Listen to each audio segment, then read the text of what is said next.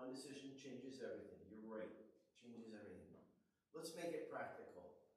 You're driving down the highway. Has this ever happened to any of you? And you're talking. And all of a sudden your exit comes up. Changes everything, right? Is that it? Am I the only one that happens to? Well, you get off on the next exit and turn back around. Yeah, but you never know what you missed. And if you're out in Wyoming, that could be like about 50 miles down the road. But when you're going 120 miles an hour, what difference does it make? Oh my word. Yeah. Decisions of life. Decisions to study or not to study. It really is a simple thing. Test time comes, you find out that you might be taking the class over again.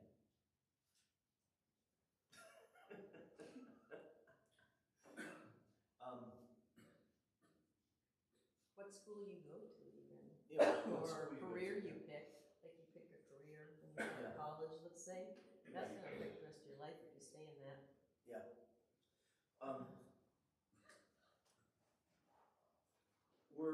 Our text starts out with an encounter with a rather insignificant and undesirable person. Her name is Rahab. Her occupation was that she was a harlot. That's what the Bible says. I'm not judging it, that's what it says.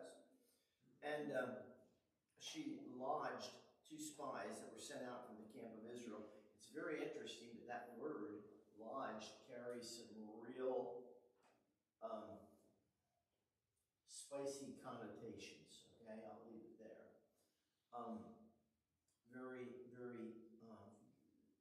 Very much in line with their profession. Now, I am not convinced that that's what the guys went there for. But I do know that that's what the word means, because I looked it up and I did some studying on it. And here she is. And so tonight, just for a few moments, put yourself in Rahab's position. I mean, just from what we've read so far. 2 men to spy secretly, saying, "Go view the land, even Jericho." They went and came into a harlot's house named Rahab and lodged there. And it was told the king of Jericho, saying, "Behold, there came men in tonight of the children of Israel to search out the country." Imagine what went through Rahab's mind. Now forget her occupation for a moment. What would go through your mind? Yeah. Well, if she does take care of them and hide them like she does, she's a traitor. That would be, yes.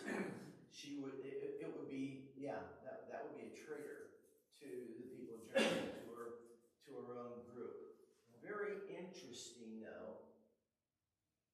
I think because of her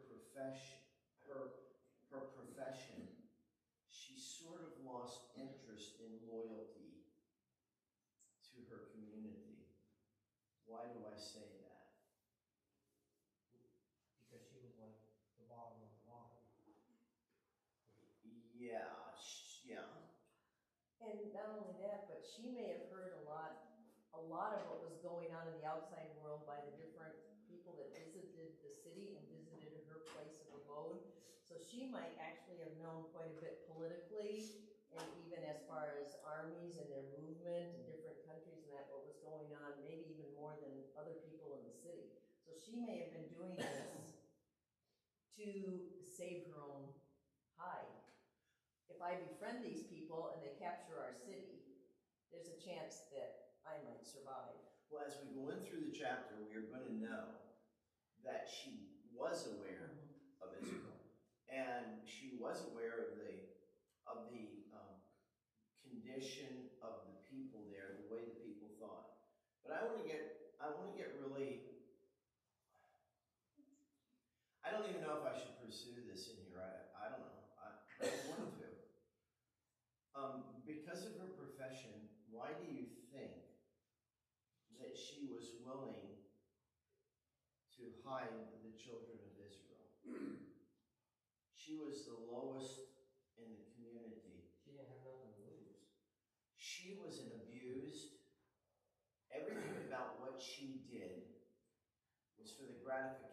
someone else. She was an instrument. It was almost like it didn't matter that she was a person. She was a used person. That's what the word implies.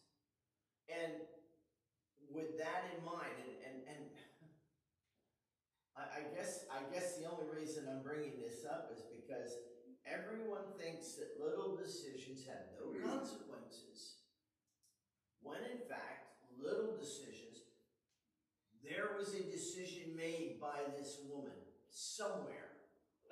Now, she could have been forced into her occupation. Hunger has a way of changing the way people think. Enslavement has a way of changing the way people think. I have not done adequate study to make a declaration, but I will make an observation. Esther became part of a harem. Yeah. So, I mean, there are circumstances that thrust people into doing things that are not looked upon as morally right. And when you're a city-state, some 4,000 years ago or more, 5,000 years ago, 4,000, whatever, no law. The people of Jericho, they didn't have a law. They had the law written in their heart. We all do. But no law. That was what was there. And it was similar to John 4, the woman at the well. And she wasn't of that mind, but I mean, she made concessions. She was not looked upon kindly by the people of Sychar. Here's this gal, and it's sort of like these people, they despise me. These people look at me like I am less than worth anything. Why not harbor these two guys of Israel? Why not?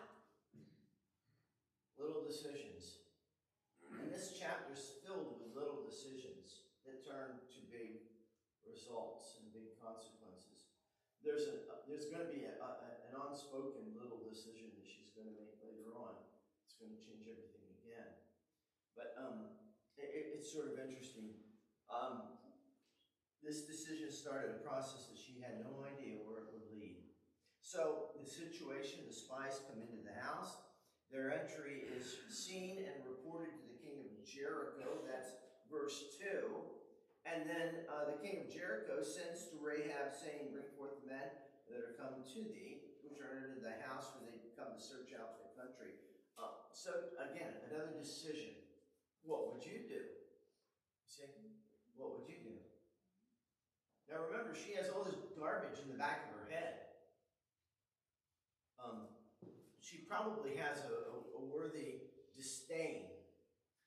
If you follow the news, there's a situation going on in New York City right now where there's a gal that is used and abused, is testifying against another very powerful individual, and it's a trash heap, and the people are supposed to believe everything they hear, except there is an absolute vendetta against an individual, and that stems from her vocation, if you want to call it that.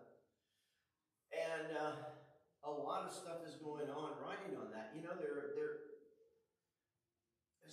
I say that to lead up to this next question. So the king says, "Where are they? I want them." And what does she say? I don't know where they are. Yeah, what's the text say? I don't know where they are. Verse 4. Is that true or not? No. Can you understand why she may have been quick to say that? Now, this is an ethical dilemma in my mind, because this is a place that everybody goes. When I was in Maryland, I was working with people that were involved with NSA, and they would literally sow lies to the enemy to keep the enemy off balance. Troop movements, what's going to happen, what we have, what we don't have, where it is, where it isn't. They lie all day long. That was their job. And it bothered some of them. They would come to me and they'd ask me, I was their pastor. I don't even know what to do about this. I believe that in times of war, times of conquest, what's the word? Counterintelligence? Is that the term that they use for it? I think it is. Counterintelligence is not wrong. Now, I've had people argue with me about this. I don't care. Argue. It's come down where you come down. It ain't no different than killing. Well, In times of war. In times of war, right? Yeah, because it's the difference between killing and murder, right? Exactly. And because of that, it's one of those areas. So this is one of those things. If you ever get talking about this, that topic comes up. Just remember, it's a time of war. Just remember who it is that's saying it and why she might be so quick as to turn and side with the enemy. Oh, by the way, hey y'all, how good to see you tonight on the line. Thank you for being here. And if you just turned in and I've advocated the line, get the whole thing in context, please. And that's okay. But anyway, so she tells the men that were sent by the king that they aren't there. And basically she goes on and verse 5, it came to pass about the time of the shutting of the gate when it was dark that the men went out. Whether the men went, I wot not. This is the lie that she tells them. Pursue after them quickly, or ye shall overtake them. So she really plays them up into this lie. But she had brought them up to the roof of the house and hid them in the stalks of flax, which she had laid in order upon the roof. So she's drying out this flax, and these guys were under it. Well, the men pursued after them, verse 7, the way to Jordan, into the fords, and as soon as they which pursued after them were gone out, they shut the gate. Well, before they laid down, she came up unto them upon the roof, and she said unto them, now here's why I say she knew some stuff about what was going on. She knew some stuff about Israel. She heard what was going on. Listen to what she said. Verse 9. I know the Lord hath given you the land, and that your terror is fallen upon us, and that all the inhabitants of the land faint because of you. For we have heard how the Lord dried up the water of the Red Sea for you when you came out of Egypt, and what you did unto the two kings of the Amorites that were on the other side of Jordan, Sihon and Og, whom ye utterly destroyed. And as soon as we heard these things, our hearts did melt. Neither did there remain any more courage in any man because of you. For the Lord your God, he is God in heaven above. That's an interesting phrase coming from this gal. I believe right here is evidence of a regeneration of the Old Testament.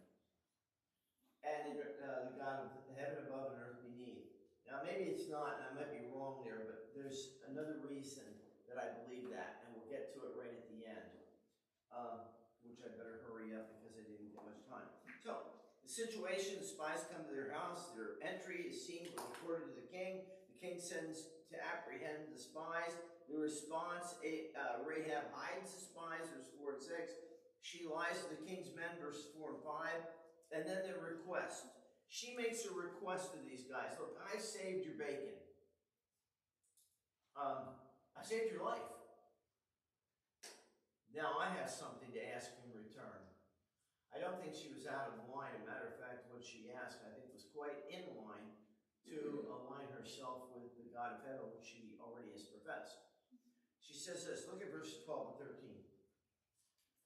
Now therefore, I pray you, swear unto me by the Lord, since I have showed you kindness, that you will also show kindness unto my father's house, and give me a true token, and that you will save alive my father, and my mother, and my brethren, and my sisters, and all that they have, and deliver our lives from death. That's a pretty fair request, huh? I put my life on the line for you, now you take care of me and my family. So the men go and make a promise in verse 14. Our life for yours. If you utter not this our business, and it shall be when the Lord hath given us the land, that we will deal kindly and truly with thee. Then she let them down by a cord through the window, for her house was upon the town wall. She dwelt upon the wall. She said unto them, Get you to the mountain, lest the pursuers meet you. Hide yourself 3 days till the pursuers return, and afterwards may ye go your way. The men said unto her, We will be blameless in this thine oath, which thou hast made us swear. Behold, when we come to the land, that thou shalt bind this line of scarlet thread in the window, which thou didst let us down by, and thou shalt bring thy father, thy mother, and everybody into the house. Okay, that's it. So that's what's happening. Now I want you to turn with me to Joshua chapter 6. So I want to fast forward to what's going to happen now. In Joshua chapter 6 is the siege of Jericho. And this is where we can pick up in verse 17. It's declared, the city shall be accursed, even it and all that are therein, to the Lord only. To the Lord. Only Rahab the harlot shall live, she and all that are with her in the house, because she hid the messengers that we sent. Now this is Joshua, okay? Verse 21. And they utterly destroyed all that was in the city, both man and woman, young and old, and ox and sheep and ass with the edge of the sword. But Joshua had said unto the 2 men that had spied out the country, Go into the harlot's house, and bring out thence the woman, and all that she hath, as ye swear unto her. The young men that were spies went in, brought out Rahab, and her father, and her mother, and her brethren, and all that she had, and they brought out all her kindred, and left them without the camp of Israel. They burned the city with fire, and all that was therein, only the silver and the gold, the vessels of brass and of iron, they put to the treasury of the house of the Lord. Joshua saved Rahab the harlot alive, and her father's household, and all that she had, and she dwelt in Israel even until this day, because she hid the messengers which Joshua sent to spy out Jericho. Now, that was a pretty good deal, right? I mean, here she was. She was a used, abused gal that God had placed in a position of making a decision. It was a quick, and it was perhaps not a small decision, because it could have cost him or them their lives, all 3 of them. But she made the decision. And what happened because of the decision was that the 2 spies were kept alive. They were let down. They returned ultimately after this 3-day delay. They returned to Israel. They told Joshua of what had happened. It was a preparation before the battle of Israel. Now, between chapter 2 and chapter 6, we have Gilgal, where they go back and take the Passover, and there's the circumcision. They had gone all this time in the wilderness that had not been kept. That sign, that token between Israel and God. And now they go across, and they really put themselves at a great disability while they are healing from that and preparing for battle. And then they have this crazy battle plan of going around Jericho. Remember what happens here? The priests leave, and they go around one day, stop, and then go around the second, stop, go around third, fourth, fifth, sixth, seventh day. They go around 7 times. They shout, the walls come down. That's where chapter 6 picks up. That's what we were reading.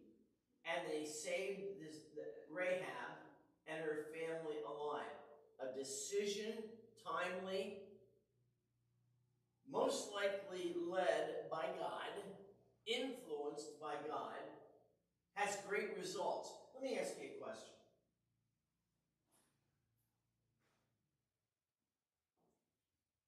Are you walking day by day, desiring to hear God's decisions on your life's questions? Should I do this or shouldn't I? Should I be this or shouldn't I? Should I go here or shouldn't I? Should I listen to this or shouldn't I? You know, a lot of the stuff that we do is not written. Thou shalt not smoke. There's nothing in the Bible about smoking. Well, maybe the smoke of the torments go up day and night, you know, the people of hell. Or the smoke ascending up from the altar of incense, representing the prayers of the saints. But there's nothing in there about smoking. So why don't we smoke? There are principles. And you know, the truth of the matter is, if you ask God, should I or shouldn't I think God's going to speak to your heart, if you want to hear it. If you want to hear it. Should I hang out with this crowd, or should I hang out with another crowd? Or should I hang out with no crowd because there's nobody there that's going to encourage me in the Lord? And then I'll be all by myself. Woe is me. Little decisions that have big consequences.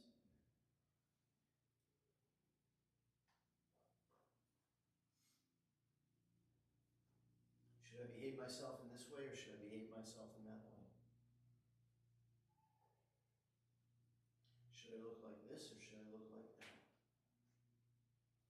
Little decisions that have big consequences. I want to show you the end of this story. You sound like, who is it? Who's it? Yeah, Paul Harvey. The end of the story. The rest of the story. Well, we have to go to Hebrews chapter, well, there's going to be about 3 places that I want to go to. But Hebrews chapter 11, verse 31 says this. By faith, the harlot Rahab perished not with them that believed not, when she had received the spies with peace. So Rahab is in the faith chapter. Are you? My name isn't written there. No, my faith is of that type, but my name isn't written there. Hers is. We get down and say, oh, what a bum. And, you know, I wouldn't hang out with her. She had more faith than maybe most of us do. How about James chapter 2 and verse 25? James recalls Rahab. Likewise also was not Rahab the harlot justified by works when she had received the messengers and had sent them out another way? And that's that section of past in James where the faith produces works. And he's alluding to Rahab under inspiration of God, that Rahab's faith in the God of Israel produced works that hid the spies and lied to the king and sent the spies out in a way that they wouldn't get caught. There's another verse, and this is the capstone before we pray. It's found in Matthew. It's Matthew chapter 1, verse 5 and 6. Here's what it says. And Salmon begot Boaz of Rechab. You want to know who one of those, very likely, one of those 2 guys that spied out the land, you want to know who one of them very likely was? Salmon was. Why do I know that? Because he ended up marrying Rahab. Imagine.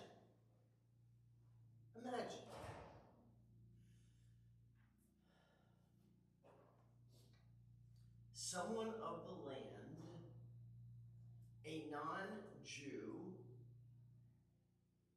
who was of questionable character before belief, was put smack dab into the line of David, which means that she was put smack dab into the line of,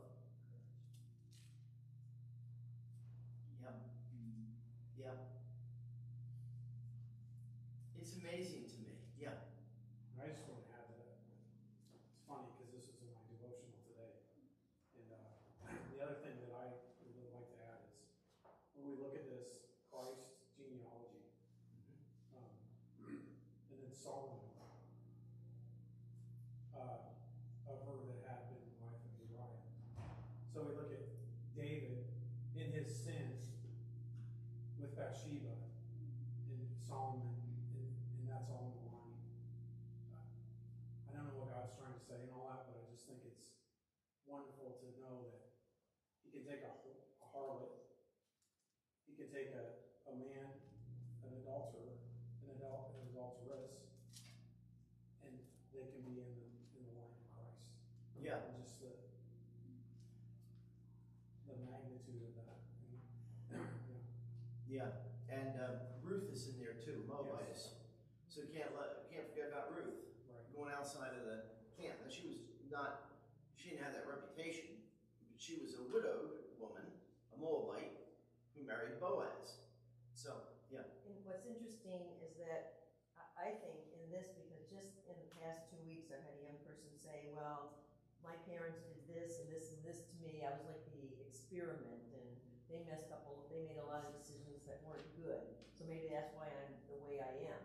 And I told the young person, yeah, but now you're an adult, so now you're making your own decisions. You don't have to be, even if your parents aren't what they should be, or what you think they should have been, that doesn't have to affect you the rest of your life. You know what I'm saying? So even your family, if your family's messed up, you don't have to be messed up. Isn't it interesting how convenient it is to plead the juvenile walk? I am just a juvenile.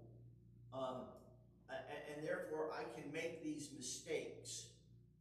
Yet we know right and wrong, don't we? And if we profess Christ, some of the juveniles around here might be older than some of the new Christians around here. Think about that one. And that level of responsibility or accountability or maturity ought to manifest itself in a walk accordingly.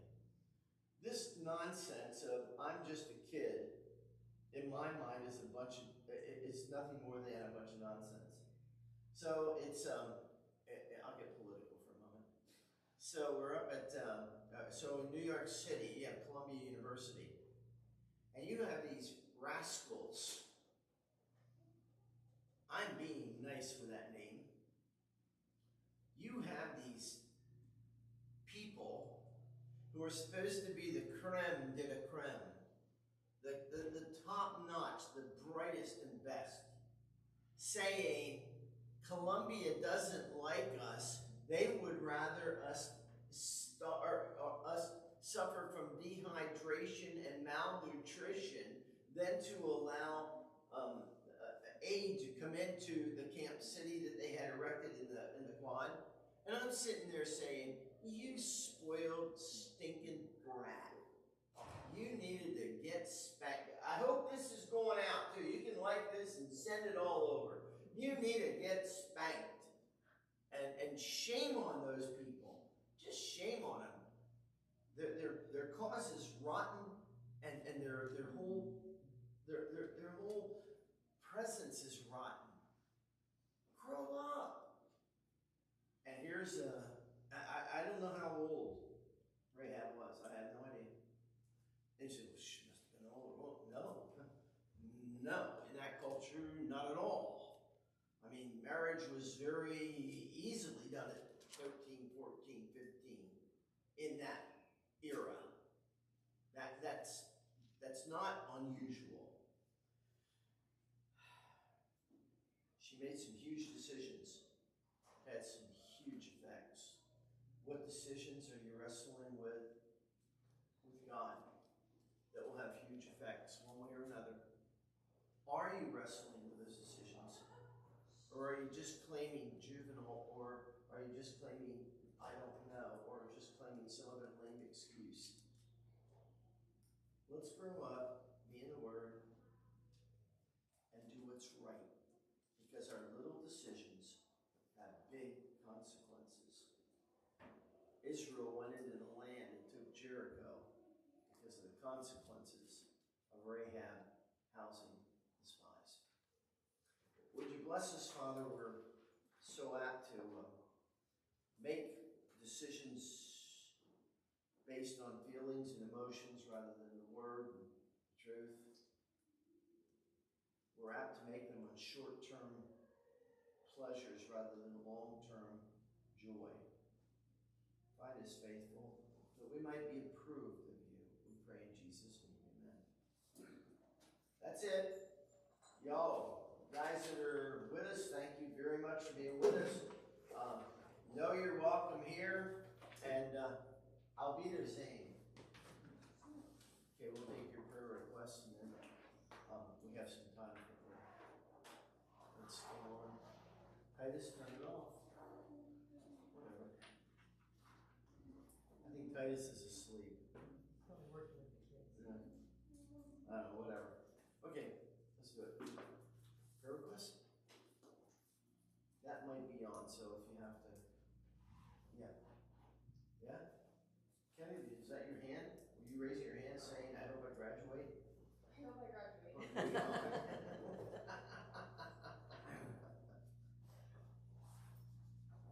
We should pray for our children. A lot of finals, projects, end of school year, even for the elementary kids, and it's just the end of the year. They're getting wretchy because the weather's nice. And Students with end of the year. Adults with end of the year.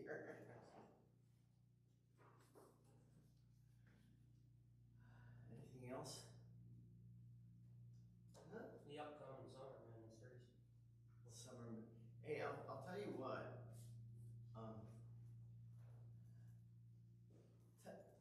Would you ask him to turn that thing off? I want to talk and I don't want it recorded.